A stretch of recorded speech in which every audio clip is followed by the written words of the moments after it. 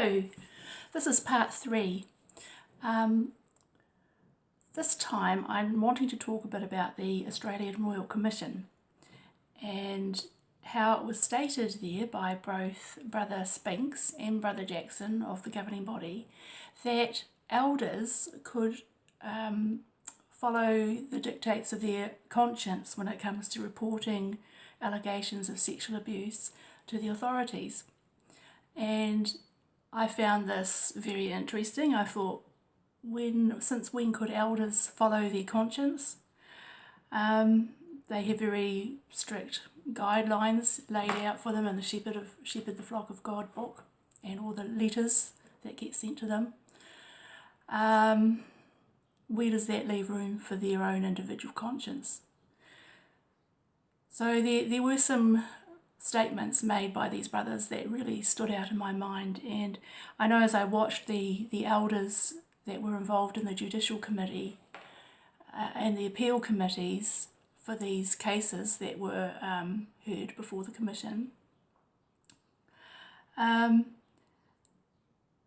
thought to myself, if these brothers had been allowed to follow their consciences when it came to dealing with alleged sexual abuse offenders, then the outcomes would probably have been quite different.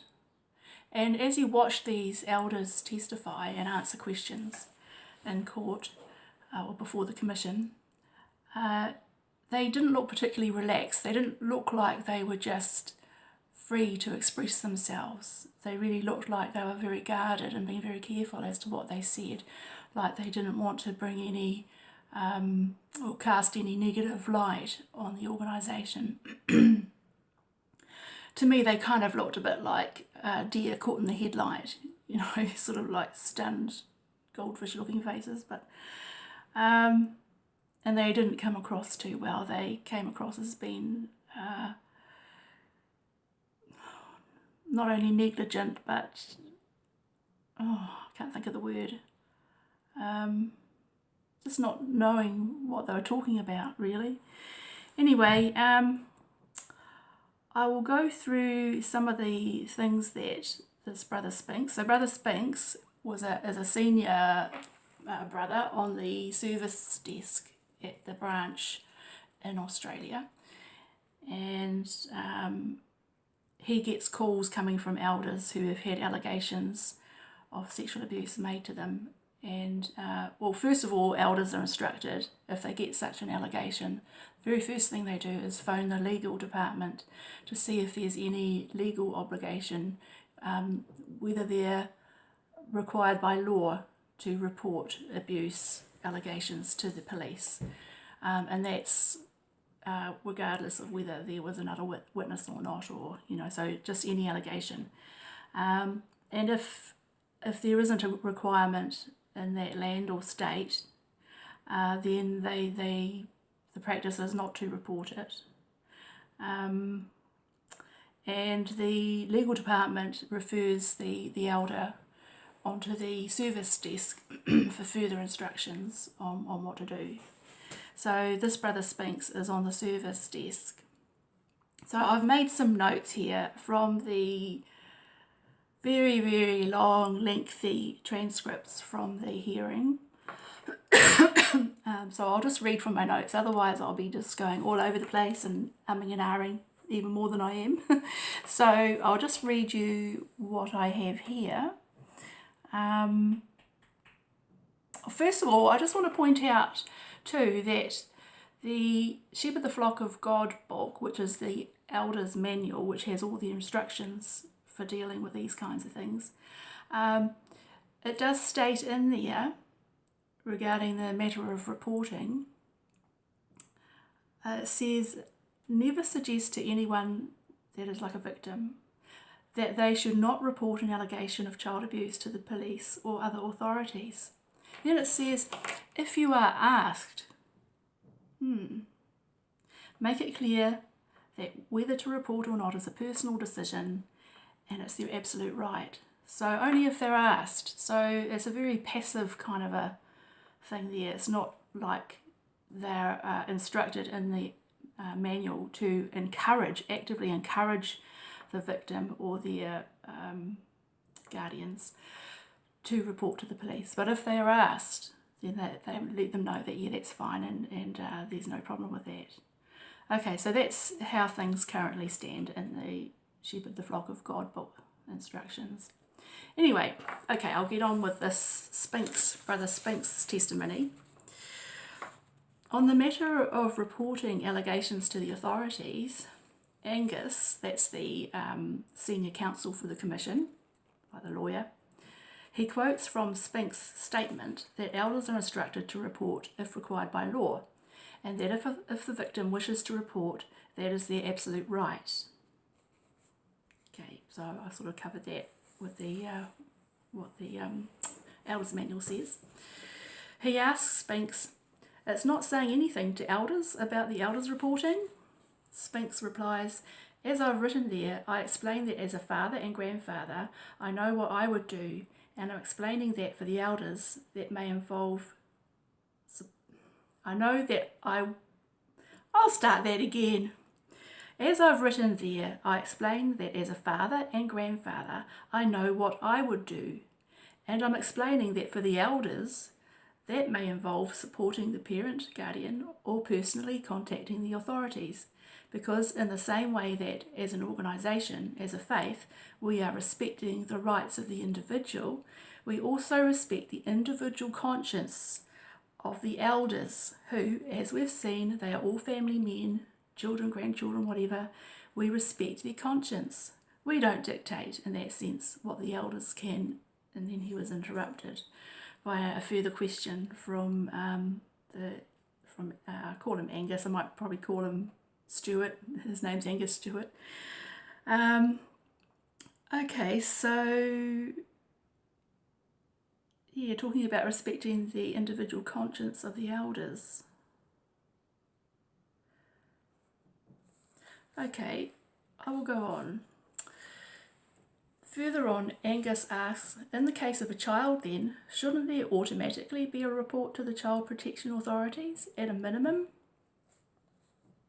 Spinks replies, I have my own personal views and conscience on it.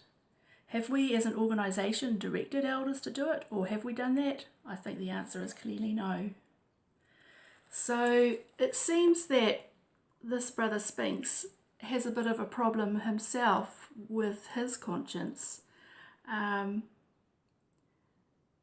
It seems on the service desk they are not allowed to advise elders to follow their conscience. They just hope that they do. He says that he knows what he would do, but I wonder if with those 1,006 supposed or alleged abusers that were uncovered in Australia, the organisation did not report any of them to the authorities. So Spinks, I don't know how long he's been on the service desk, but why hasn't he reported any of them to the authorities? Anyway, but clearly his conscience seems to be troubled himself, and you know, why is he holding back? Why is he holding back from following his own conscience? Later, the chair, that's Justice Peter McClellan, pointed out that civil authorities have a number of mechanisms from the learning in science in relation to the evaluation of the risk and treatment options for paedophiles. So he's saying that the civil authorities are in a better position to assess the risk of reoffending and to rehabilitate the offenders. The Justice Peter McClellan asked if those mechanisms were available to the organisation, which of course they're not, are they? There's no trained people in the organisation to treat these people or to properly assess them. Spinks replied, from a personal point of view, I don't think our system has the authority or, as you say rightly, the expertise. But for my personal dilemma, again as a father and grandfather, I'm struggling. I'm happy to see the deficiencies in our system and am 100% motivated to be part of the solution, absolutely.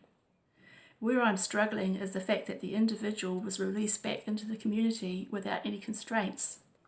The end result is that the only people that are refusing to let him be rehabilitated in our community are Jehovah's Witnesses. He is out there in the wider community, but I see the limitations of what we have. So here, Brother Spinks speaks about his personal dilemma, and he says he's happy to see the deficiencies in our system. So he's happy to see the flaws pointed out, and wants to be part of the solution. So, I mean, this is a very candid admission from him, and I'm not sure entirely what he's meaning in that second part of his statement there, where he's saying, where I'm struggling is the fact that the individual was released back into the community without constraints. Now, I don't know if he's talking about a paedophile who's been before a judicial committee and has been disfellowshipped, but hasn't been reported to the authorities. I mean, then he's out of the congregation, but he's still in the community where he's a risk to other children in the community. So I'm not sure if that's what he was referring to there, and that's a struggle for him. So it's clear from listening to what he said that he would like to just go ahead and report to the authorities anyway, but it seems that he hasn't done that, because we would see that in the records that the commission obtained from the branch. So yeah, it's all a bit vague. And okay, so getting back to Angus Stewart, he asked regarding policy. He said, what about a victim of child abuse? Do you accept that to such a person there should be a clear policy and procedure as to how the organisation will respond and how that victim is to raise the allegation? Spinks answered, I think that's an extremely valid point, and one that, in our discussions over the last 2 weeks from hearing the Commissioner's comments, that for us to take these references from various places and have them consolidated into a much clearer format, I absolutely agree.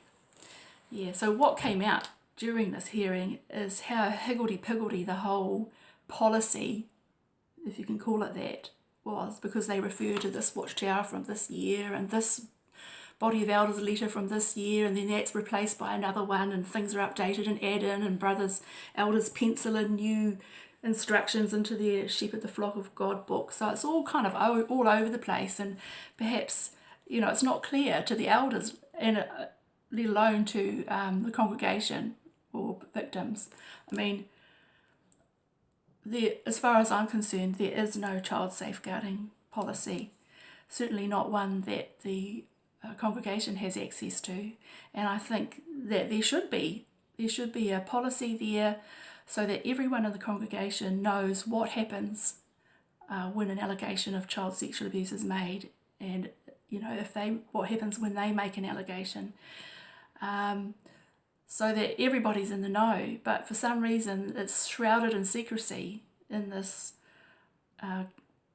the elders manual and letters that are only for the eyes of the body of elders. So I don't know why they're so secretive about it. They should make it plain to everyone in the congregation, and that will make parents more alert to the fact that there can be sexual abusers in their midst, and they will be more protective of their children, because the organisation says that it's the responsibility of their parents to protect their children. So they've got to at least make them aware of this problem.